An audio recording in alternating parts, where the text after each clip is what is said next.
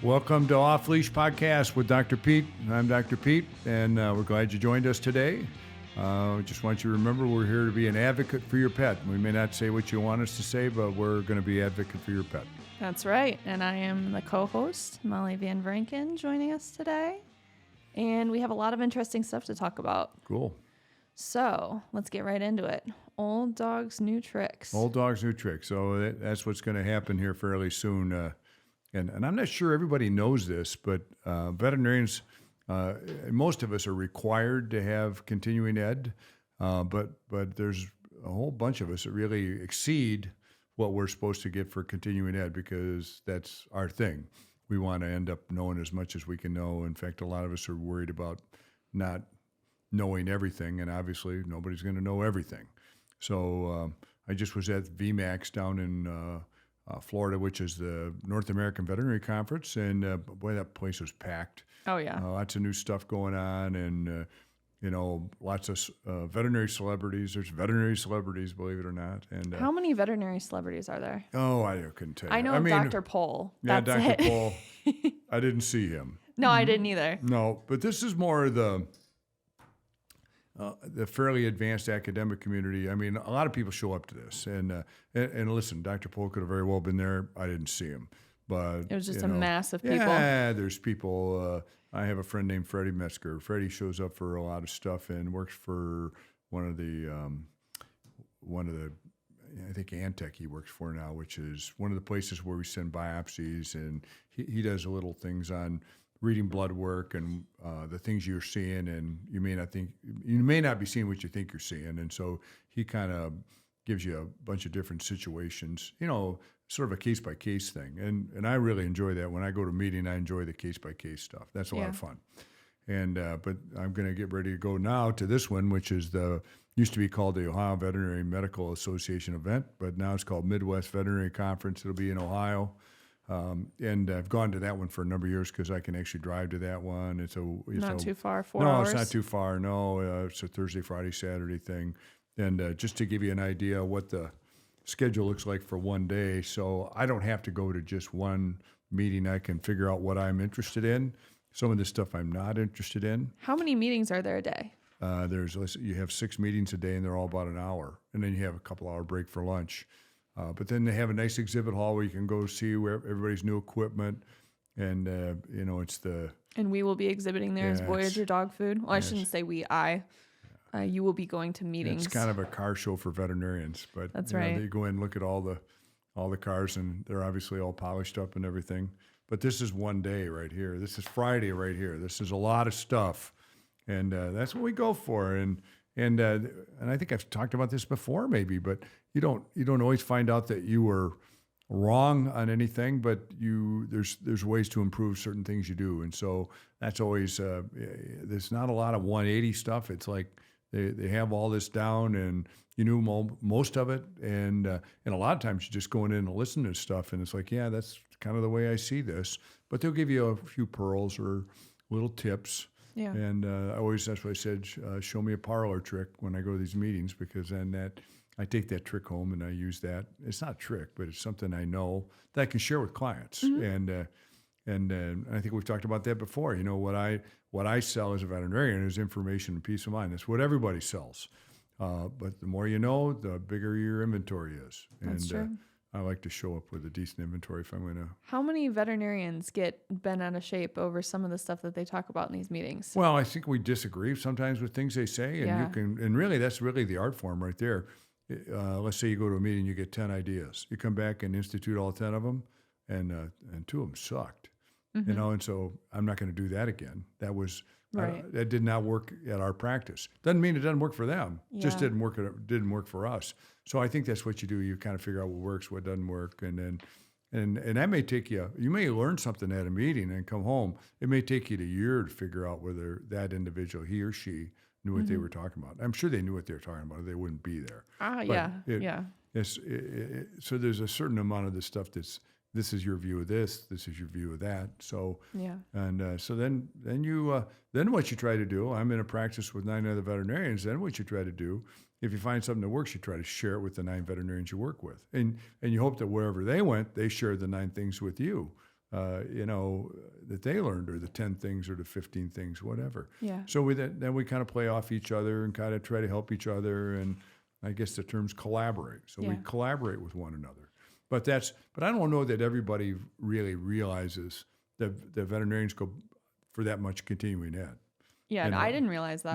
No. In fact, I'm not sure I even understand that with, I'm thinking about the family dentist. Does a dentist go do that? I'm sure they do, because they have dental conventions. Yeah. And I guess I thought maybe they were still fixing cavities the same way they fixed them 40 years ago when I had them, or 60 years ago, or whatever it was, when you had cavities. And so are they doing it different? Probably they are. Yeah. Is it better? Probably it is. And all to your benefit. So. Yeah, the stuff that they learn in the continuing ed is quite interesting. Yeah. I think I sat in on 2 meetings the last time we went to Ohio, and it was very enlightening. Way over my head, a lot of it. Yeah, well, some of it's way over our head, but sometimes you kind of investigate it, and you have these sometimes these notes, or you can watch it on video and then rewatch it on video. And then you're like, okay, I get what they're trying to say. Yeah. Yeah. And really, I mean, the sort of stuff we do with the dog food thing is the same way. It's this copper storage thing. Most veterinarians don't see it. It sees them, but they don't see it. Yeah. And so that's the art form is, and somebody will, I'm not sure whether anybody's going to talk about that at this meeting, but I've been to a number of meetings where they did talk about it. Yeah. When we were down in Florida, I had quite a few people that walked by our booth of Voyager dog food, and I tried to tell them about the copper storage disease, and I never heard of it. And then they'd come back after one of the meetings, because I think they had a few meetings on. They had one meeting, and there was a veterinarian there from Michigan State who done her work at Colorado State, where Dr. Tweed is, and he was kind of at the forefront of a lot of this and stuff. Yeah. So it's really, and really what's going to happen here is he educated her. She'll educate us. Yeah. Or he may come and educate us firsthand. But really what it has to do is it has to be part of the conversation. It does. Yeah. But I definitely had a lot of people after that meeting come back out, and they were like, I heard about copper contents in dog food and how it causes chelated copper in the liver. And I was like, oh, good. So I think that people really take to heart what they say in those meetings. Yeah, it's going to be hard to stick, because, what we do is, like if I think a dog has kidney failure, I just run blood test, and the kidney failure pops up, okay? So on how to treat the kidney failure. Well, it's a simple test. It was like, I don't know, maybe $15, $20, $25, $30 for the blood test to figure out that this dog has kidney failure. The liver biopsy, on the other hand, could be between $3,000 and $4,000, and that's where the rub comes, because I don't think everybody thinks that maybe I ought to try. Maybe I ought to try a little D-penicillamine on my dog because he had this. And so most veterinarians aren't going to give D-penicillamine unless they have the biopsy in hand. Right. If they have this report, and they're looking at the report, and it says this dog has copper storage disease, they'll go do what needs to be done. Right. But if they don't have it, and that's maybe what we need to talk about a little bit sometimes with copper storage is, sometimes if your ALT is high, that's a liver enzyme, and your dog's losing weight. If it's not losing weight, it's not that big a deal right now. You have to figure it out, but it's not that big a deal right now. When they start losing weight, and that's sometimes what happens, they'll drop from, I just looked at a dog's thing the other day, drop from 45 to 40 pounds. That dog need to be, if they didn't have the money to do the liver biopsy, they needed to do the D-penicillamine. And that was going to make it, just to see if the ALT changes? Yeah, and then all you do is you put them on 30 days worth, and then you go back to your veterinarian's office and you recheck your ALT. Did the ALT come down, or what happened there? All trial and error. Yeah. Well, I'm excited to see what you learn at the Ohio meeting. Well, I am too. Maybe we can talk about it on the next podcast. Yeah, and maybe we can and maybe we can't, because lots of times if I come back with an idea, I'll have to prove or disprove it. So we may not talk about that idea until a year from now when we figured out whether it helped or not, didn't help. Because there's the last thing you want to do is start talking about something that's incorrect, and you just don't know. Yeah. It's all put on by human beings. Are we all correct all the time? No, not at all. Exactly. Yep. They call this veterinary practice. It's practice for a reason. It's the reason golfers get good, because they practice a lot. Mm-hmm. Exactly. It's the reason guitar players are good, because they practice a lot. That's why piano players are good, because they practice a lot. So your chiropractor's practicing, your dentist is practicing, your podiatrist is practicing, and your veterinarian's practicing. So we're all practicing to become better. Mm-hmm. We just hate to think that, you're somebody's tee shot and they've only been doing this for a year or so. Yeah. Well, let's get into Canine Chronicles, which is news in the dog food world. News in the dog food world. Well, I'm trying to think how much news there is in the dog food world. And I hate to bring up the copper thing, but that's been brought up now with AFCO, and they're trying to figure out if they're going to put a lid on this, how much copper's in dog food, and that's what's going on now. So there's debate between the internists, the veterinary internists, the boarded people, the people with DVM behind their name, and then a whole lot of other letters behind their name too, are going to try to tell people. And here's the problem: is that AFCO. If you're in the state of, let's say you're in the state of Oregon, you have an AFCO representative from your state. I don't know what your AFCO person, what he or she did. She may work for a feed company. She may work for a mill. She might work for somebody that's in the food industry. Do they have enough training to make a decision on what to do, yes or no, on these things? Maybe, maybe not. Yeah. That's the problem. And so you have to have these people that lead you. They have to give, this is basically Perry Mason thing. Mm-hmm. You have a trial. Do we have enough evidence to convict the copper of doing this? This is you have a signed confession here. I mean, we know that copper's doing this. Does that mean that the jury's going to find him guilty? I don't know. Yeah, you don't know until. Yeah, so it's. And that's an hour episode, and believe me, the copper thing's a hell of a lot more than an hour episode. Exactly. Well, the other thing that we can address is we are going down to the Global Pet Expo, which is in Orlando. Mm-hmm. So that's always interesting to go to. You've been to it years prior. I went a year ago, I believe. And it was just so much information. Yeah, there's too much stuff. And unfortunately, some of the people in the booths. I went to a booth one day, and just for the record, folks, I'm going to tell you, fipronil, at least where I live, doesn't kill fleas anymore. At least it doesn't kill fleas efficiently enough to be marketed. But I still see ads for it all the time. Frontline this, Frontline that, Frontline this, Frontline that. The trusted name of Frontline. Well, it was a trusted name at one time. It doesn't work very well anymore. So why they're advertising, I'm not really sure. But anyway, this guy had a booth. He was selling generic fipronil, and I'm like, hey, dude, here's the deal. We did a cat study, and this is 5 years ago.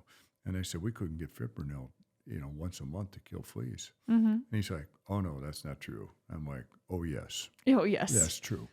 And really what we were doing the study, we're doing it, I think we were using the oral pill from Novartis at the time. Is that right? Elanco, excuse me. Yeah. We were doing a Elanco study, and the Elanco pill worked really well. And then you have what you call your positive control. So in other words, 3/4 of the cats were on the Elanco drug, and then 1/4 of them were on Frontline Plus, and then that was really deemed to be positive control.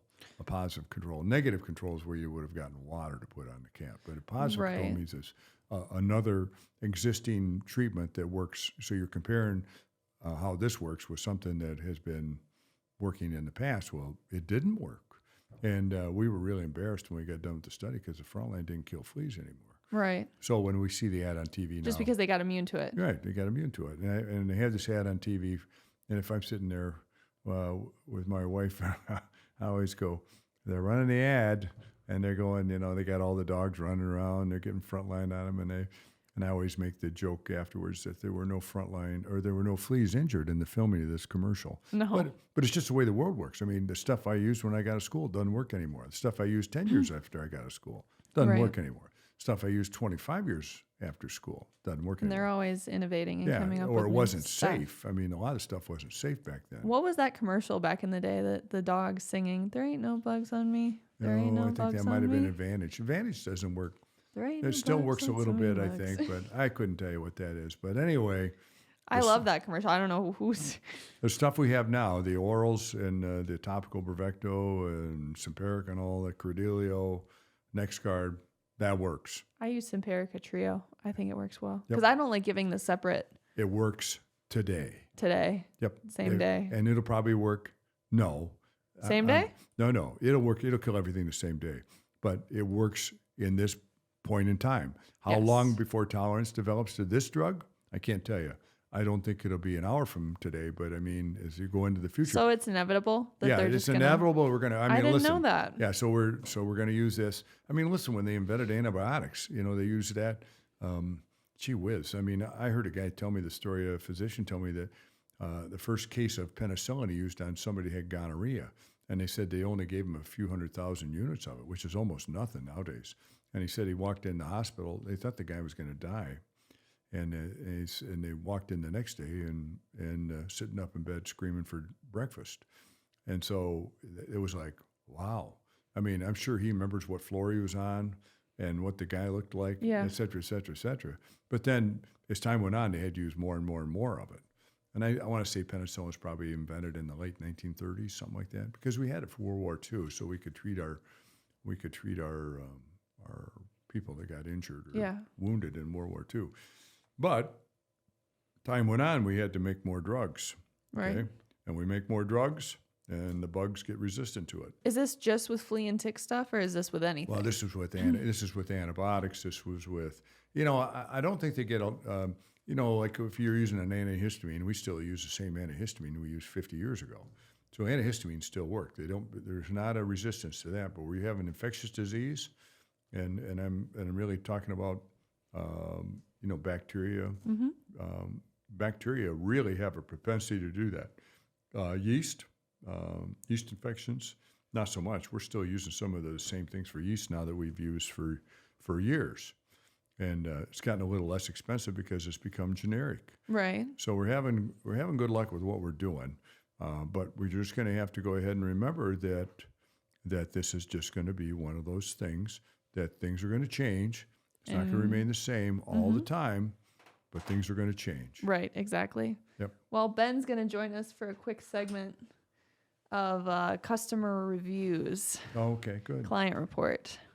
All right, Ben, what do you got for us? Perfect. So I got a short and sweet one that we got the other day because I thought this one was a little unique because it's about Great Danes. So typically, I'd say that you probably don't get a lot of Great Danes that have copper storage disease or those kind of issues. You know what, though? I mean, we see it in all dogs now. We are. But this was this is probably the first one that I've had a customer reach out about with the Great Dane that was having some issues. So the email reads, "We wanted to email to give a big thanks to you and your company. One of our Danes suffers from an excess of copper. We had tried a natural diet, which didn't go well for his skin. He's doing very well on your food. Our orders come super fast, and I can't tell you how happy we've been since finding your company." And then she included a couple pictures of her, too. One of the Great Danes is named Pete, and the other's named Moose. Yep. What was the other one named? Pete and Moose. Moose. Oh, I love Great Danes. But yeah, so they're really cute dogs for sure. We just have to hire somebody here named Moose, I guess. I guess so. Yeah. He probably won't be a tiny guy, will he? No, he'd probably be a pretty big one, I'd think. Size. Yeah. Oh, well, that's amazing. I love always hearing the good reviews that we get on our products. Yeah, we get a lot of those, and we're not going to sit here and read those over and over and over and over again, but Ben shares them with me from time to time, and always makes me feel good that we're doing what we should do. Absolutely. Good. Just reaching out and answering the questions. A lot of people are just happy that we're super transparent with the information. If anybody has any questions at all, we're always happy to help out in any way and try to provide as much information to solve any problems if it's related to diet or even something else. I mean, you're always willing to call a client or a customer and talk to them or talk them through some problems. So it's a good thing. And for any Voyagers listening, if you buy the food, Ben is always the one that calls back. Sure. So Ben is a wonderful customer service representative. Well, the dance begins when their veterinarians told them to do something, and then I look at the blood work and the data and everything, and I'm like, we should probably think maybe about another thing or something different. So I have to be careful not to step on anybody's toes. But in the end, it's all about the pet, and so I guess you do whatever you got to do, to help the pet out, because sometimes I might disagree with the dosage, or I might disagree with the length of time they're doing something, that sort of stuff, and most of the time you got an idea, and you have an idea. You've seen this situation before numerous times, and you know the way to get out of it. And but they're kind of like in a corn maze, and they're trying to figure out to get to daylight and find the best hard. solution for the problem. Yeah, and that's a problem. And so I would apologize to any veterinarian I ever offended with what the information or the suggestions we've done for people, but in the end, it's all about the pet. Ben, we have any other updates about the company? Nope, I think that, everything's going really, really well. And we're just, like I said, if there's ever any questions about the food or anything, we're always here to help answer those. Awesome. And you're free to go, or if you want to stick Well, thanks, around, guys. up to you. All right, now we're going to get into our next segment. I don't have anybody to look at while I talk. Oh, Okay. you just got me now. I got you. All right, now we're going to... Sonny and Cher. Anyway. Actually, that's a good segment because we're going to get into our rock and roll history. Sure. So, I was in Peoria, Illinois this past weekend, and I got to see a Fleetwood Mac tribute band. Oh, yeah. Yes. And they gave a bunch of history about the band, which I just thought was extremely interesting. Well, they were started when I was in high school, and so they're probably maybe even a little bit older than I am. And I was not. I like their stuff, although I've never bought anything of theirs. And I think that that's one of those things where I'm not sure exactly why, but nonetheless, I've been to. When I was Sharon and I've been to Hawaii before, and we usually stay on the island of Maui. Mm-hmm. And Mick Fleetwood had a restaurant there, yeah. Really, really nice restaurant with, and listen, this guy had a ton of memorabilia in this thing. Old albums, gold albums, drum kits. This belonged to that. This guitar was played by that guy, and I got a feeling this all got incinerated when Lahaina went up, because that's where his restaurant was. And we would go up to happy hour on in the middle of the week in the afternoon around 4:00, and then they'd always have somebody up there entertaining for a couple hours. Somebody sitting up there singing by themselves, and God, it was a lot of fun. Always good bands. Yeah, good bands, and a lot of people showed up. There was a lot of interaction with the crowd. I love Fleetwood Mac's music. Yep. I didn't realize how many songs of theirs that I knew, but I didn't. Well, Here, I'll play some. I never saw Mick Fleetwood in there, but certainly this place was like maybe half a block off the ocean. Yeah, so. I didn't realize that they sang this song. Oh yeah, I love this song. They do a ton of stuff. Yep, and so they're from my generation. I don't know that they tour anymore at all. Do they tour at all? Stevie Nicks tours. Yeah. She's actually coming to Grand Rapids. Is she? Okay. But how old is she now? She's got to be. She's got to be mid-70s or better. Yeah. Yeah. So, and I'm sure she spends a little money keeping herself up, but and you wouldn't have to. You get to be 75 or whatever. Well, you were the one that just told me that the whole band was couples. Yeah, well, there were a couple of couples in the band, and I'm trying to think of that in my own mind, what it would be like to work with. It's one thing, like two couples go on vacation. Usually 7 days is plenty, two couples together. But through a tour. Doing 52 weeks a year for a decade, and then another decade, and then another decade, I'm sure. I think we've all seen the history of the Eagles and all that sort of stuff, and Leonard Skinner, and I think they all wanted to choke each other half the time, and they do well when they get initiated into the Rock and Roll Hall of Fame. They're all buddy then, but I think there's a lot of it's creative differences. People want to do this and people want to do that. I was a band in college, and the one young lady wanted to play this, and the guy wanted to play. He played the organ, so he wanted to do all the songs they had. Yeah. Extensive organ leads in them and stuff. And so, the rest of us were like, let's just do stuff that's fun to do. Yeah. And I think that's, be honest with you, in bands, as far as I'm concerned, if you're doing something that's fun to do, then it looks like it's fun to do when you're doing it. And if you're happy doing it, then the crowd will get jazzed when you're doing stuff. And we used to change words to songs, and usually lots of times we were playing fraternities or ski lodges or something like that. Those people had enough to drink, they didn't even know what the words were. You'd go on break and they'd be like, I didn't know that's what the words were to this. Like, you're like, no, I changed them. No, that's not the words to that. I just changed those words, Well, wasn't it like when Stevie Nicks left the band, it was pretty much the end of Fleetwood? Yeah, I guess. I didn't follow them, but they had their things back and forth. I didn't realize how much drama was in this band. Oh yeah. How they wrote, because who was the guy that was dating Stevie Nicks? Let's see, Mick Fleetwood? Or not Mick Fleetwood, but Lindsey Buckingham. Lindsey Buckingham, because he wrote Go Your Own Way about Stevie when she broke off from the band. Yep. And then Stevie wrote Silver Springs about him because he cheated on her. Yep. Well, I've made that reference before, that if you're writing songs, a lot of them are about getting the brown helmet. Getting dumped. Yeah, getting crapped on by your significant other. That's where the brown helmet thing comes in. So. I just think that that's like another level of petty, because I showed you the video of her singing that with him on stage, and she turns from the camera directly to him and sings it directly to him. She's playing to the crowd. Yeah, it was funny. Okay. Well, I don't know whether Mick Fleetwood's going to build his place up, but I bet he's 80 years old now, maybe. Oh, I bet. Yep. So I doubt it. Love it. Love Fleetwood Mac. Love all their songs. All right. Now let's go to our next segment of information and peace of mind. Okay. So we have this segment every week of Doctor in the House. Yeah. And I don't know if you guys know what happens, but really what happens is people text us questions about things, and I have a minute to answer the question. And unfortunately, some of the topics require more than a minute. Yeah, they Instagram. Yes. So we post on our Instagram yes, story. we do. And then when I get done, I always have pangs of anguish that I really didn't explain this the way it should be explained. So one of the questions this week was about anal glands. Well, tell me about anal glands. It was kind of a broad. I think it was like, my dog has bad anal glands. Yeah, what can I do glands, yeah. to prevent, or what diet could I put my dog on to help? It's a 10-minute answer, folks, and here it comes. And not everybody's dog. So let's talk to the masses. Not every dog has anal gland problems. So if you don't have anal gland problems, this may or may not really be of any real significance to you. But my dog has anal gland problems, but it's like it's not consistent. It's like on and off. Right. So I've had one dog that needed to have his anal glands. Remember we had Buddy? Yeah. And Buddy needed to have his anal glands expressed all the time. All the time. But none of my other dogs have ever had that. So let's talk about anal glands, what they are. So dogs have apocrine glands, 3 kinds.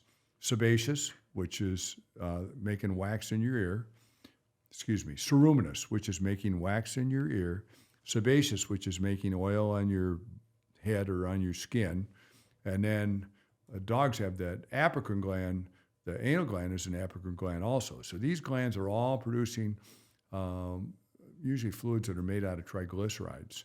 So triglycerides are obviously almost like cheese. So what you're going to see is a cheesy type material. A cheesy type material in your ears can get decayed, and then you get an ear infection. A cheesy material on your forehead, if you don't bathe often, it can kind of combine with your sweat, and a little bit of butyric acid gets built up, and then you have BO, body odor. And so and I think you've all seen or smelled this before when somebody bathes every 3rd day and it's muggy out today. And I'm not going to go any further than that. Anal glands, people don't have, but who does have anal glands? Cats, skunks, and dogs.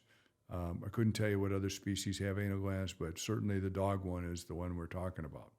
So if you looked at your watch as the rectum, the anal glands are at 4 o'clock, and they're at 8 o'clock, or 7 o'clock and 5 o'clock, in between 4:30 and 7:30, and they're on the outside of the skin, right next to the rectum. Okay. What do? Well, dogs it's a scent gland. It's basically the same thing what it is on a skunk. So that's the thing we're going to see in every dog. And do we pinch every dog's rear end that we see? No, we don't pinch any of them unless the client wants it pinched. And usually the client wants those glands expressed. And usually what you do is you put a glove on. You always put a glove on. Excuse me, let me reference that. You always put a glove on, stick your finger in the rectum, and then squeeze that gland and get the material out of there. Okay? Now, sometimes it comes out as just anal gland material. Smells like hell, but that's all it is. Okay? Sometimes it comes out and there'll be flecks of blood in it or pus or things of that nature. That's an anal gland infection. What do we do for those? We put those dogs on antibiotics, and lots of times we'll infuse that anal gland with a little special syringe and put an antibiotic and an anti-inflammatory in that anal gland itself and flush that in there so that we take care of the infection right where it's at. Most of the time, it's just a little more on one side than it is on the other side. Lots of times, the other side may be perfectly normal. But you do the same thing to the other side. You go in and express that anal gland also. So you're on the inside of the rectum. You just squeeze that gland, and all the stuff comes pouring out.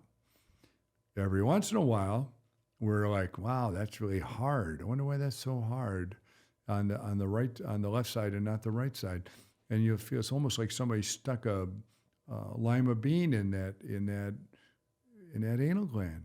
And it come to find out, some of those end up to be apical gland adenocarcinomas. They're bad news. Okay, break that down for me. It's cancer of the anal gland. Oh. Yep.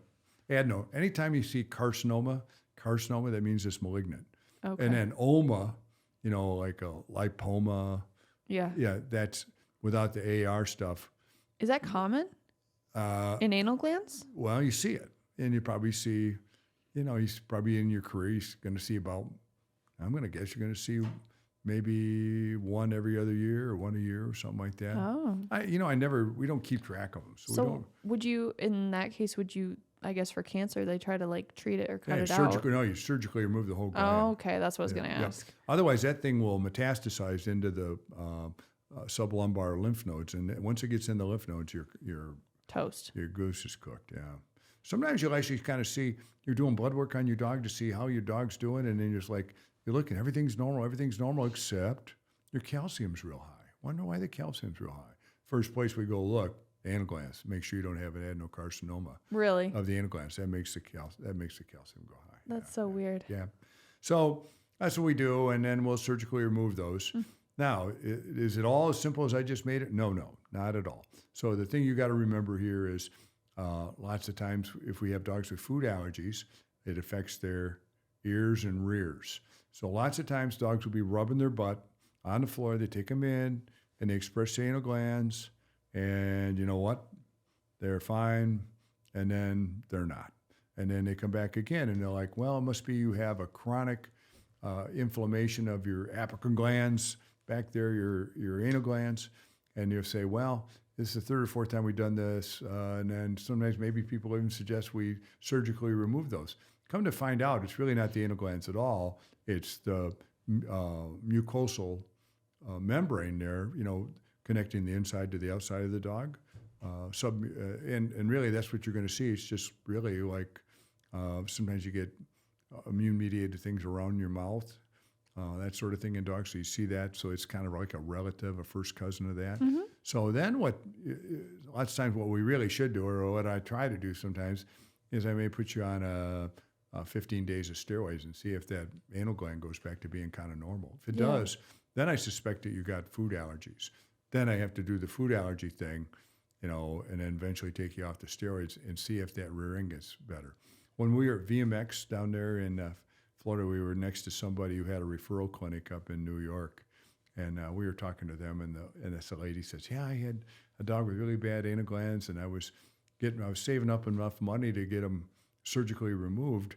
And then somebody told me maybe I ought to try changing the diet and see if my dog's anal glands got better. So she went and got a hydrolyzed diet, which we talked about before. That's where the proteins are all cut up in little pieces. And then she fed that dog a hydrolyzed diet. She said in 4 weeks it was gone. She hadn't had any problems since then. Now, what we have to tell her is, and make sure you stay on your hydrolyzed diet, water, and then if you're going to give anything, make sure you're going to give treats. Apples, bananas, carrots. Yeah, apples, bananas, carrots, cucumbers, and green beans, and ice cubes. That's right. Mm-hmm. That's exactly right. So you give them this hydrolyzed diet, and now her dog's anal glands are actually perfect. Yeah. And the problem here is she just spent a lot of money getting the anal glands out, and she just still had problems. Yeah. Because it wasn't the anal glands at all. It was that mucosal membrane back there, where the inside. That would have sucked. Well, yeah. He would have gotten a whole surgery the dog's done. Still licking his rear end and rubbing his rear end, and so everybody knows that those two glands are back there. So they're always going to try to convict the anal glands of being the reason that dog has, is a pruritic or itchy on the rear end. Yeah. Ears and rears. Now, just remember, this isn't always. This is frequently. So that's something, I think we talked about this. I don't use those two words, or I try not to use those words at all. Always, but never. So I never use the word always, never use the word never. I may tell somebody never do this, but I've never seen this. Yeah, I've never seen it because I haven't seen it yet. So when I see it, then I've seen it. And you have to always remember that. And sometimes as veterinarians, we get pretty smug about what we know. We think we've seen everything, we think we've done everything. Nope. There's always something that's going to humble you. Mother's Nature's just waiting to slap the snot out of your face. That's what's going to happen there. Yep.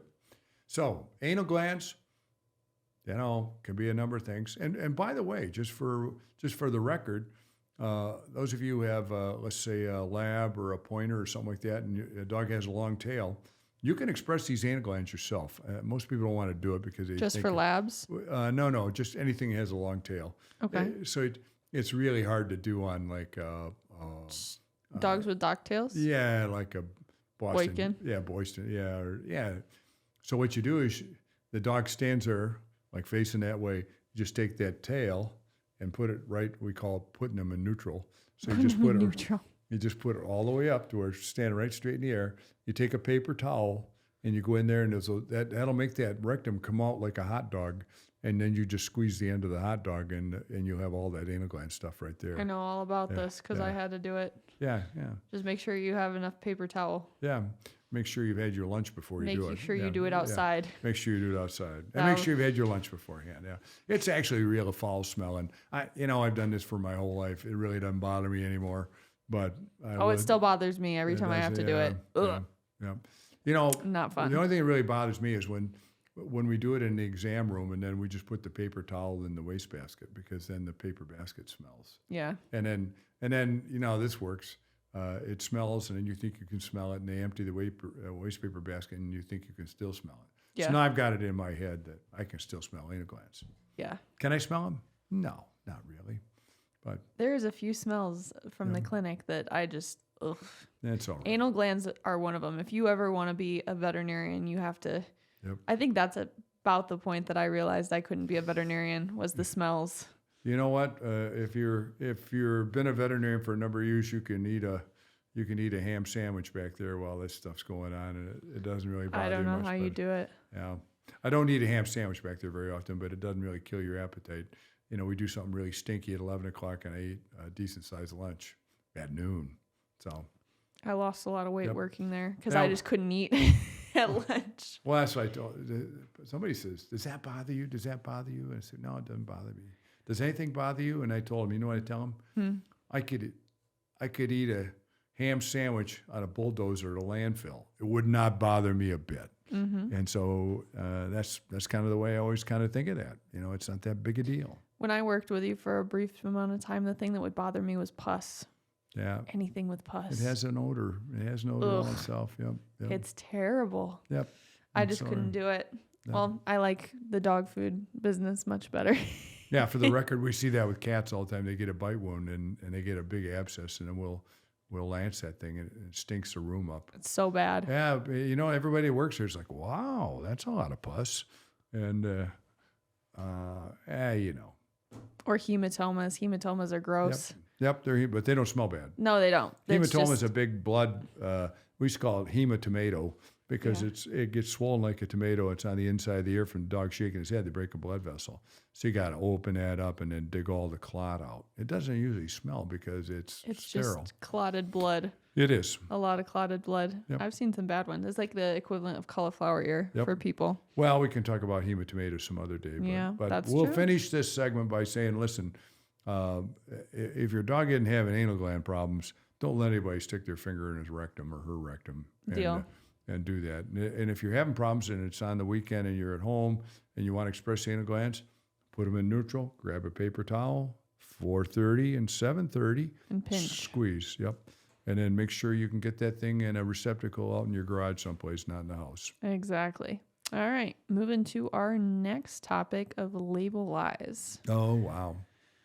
So, wrapping it up. So, I have a very popular treat. Okay. I'm going to read you some of the ingredients from this treat. You can tell me what you think. Yep. First is wheat flour. Yep. Wheat flour. I mean, if you got a dog with allergies, wheat flour is probably a no-no. Because I think wheat is one of the three most condemned things: beef, milk, and wheat. I talk about that all the time. Wheat is third. It's not first or second on the list. Wheat is third, and it's a bearded grain, obviously, and it's got a fair amount of protein in it. So wheat starch. Yeah, that's no. Glycerin. I'm all right. Corn flour. It's all right. I don't see dogs very allergic to corn flour. I don't see dogs allergic to corn in general. Okay, water. Yeah, this must be a moist treat. Yeah. So for everyone listening, just so we can clarify, when they list the ingredients on the treat, it's listed most to least. Yeah, pre-cooked. Pre-cooked. Yep.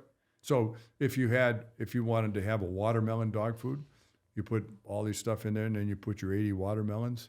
But by the time you get done cooking the watermelon's down around 5th or 8th or 9th or 12th, because watermelon's mostly water. So it'd be way down the list, although pre-cooked, and that's the way we look at them, pre-cooked.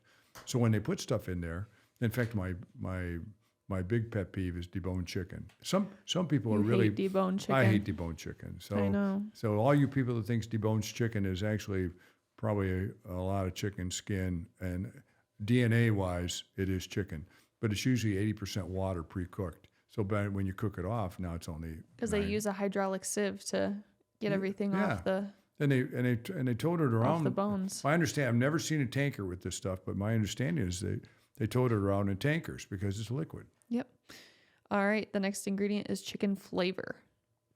Okay. What is chicken flavor? It's just that chicken flavor. Somebody develops a flavor in its chicken. Doesn't mean it's chicken. It means it's chicken flavor. Okay. There may not be any chicken protein in there, but there's the flavor. I don't even know what this ingredient is. Gum arabic. Yeah. Arabic. Yeah. I'm not sure what that is either, but probably shouldn't be in a treat. Yeah, probably shouldn't be in a treat. Soy flour.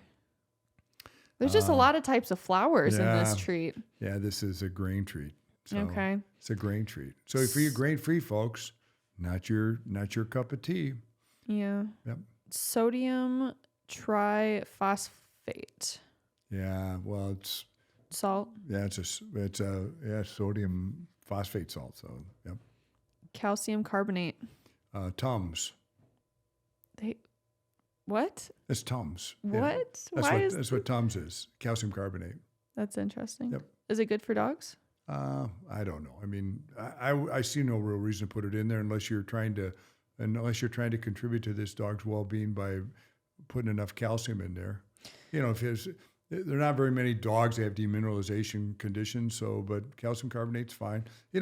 Calcium carbonate would be something you might give a dog that's had puppies. Yeah. And you want to increase the calcium to them because they had more calcium needs now. Okay. Cellulose powder. Yeah, it's fiber. Gelatin. Yeah, it's just to make it hold it together probably. Potassium chloride. Well, that's what it is. Potassium chloride is a mineral combination, potassium and chloride. And then we have potassium sorbate, which is a preservative. Yep. Zinc sulfate. Yeah, it's a source of zinc. We use it a little bit of that in our foods to inhibit. So we're talking about we're worried about copper. So what we do is we understand that you're going to buy our food, and you might buy a can of canned dog food in the grocery store, and you put it in there, and it has copper sulfate or proteinaceous copper in. So we put a little extra zinc in ours so that the zinc and the binds to the copper. No, it'll compete for uptake.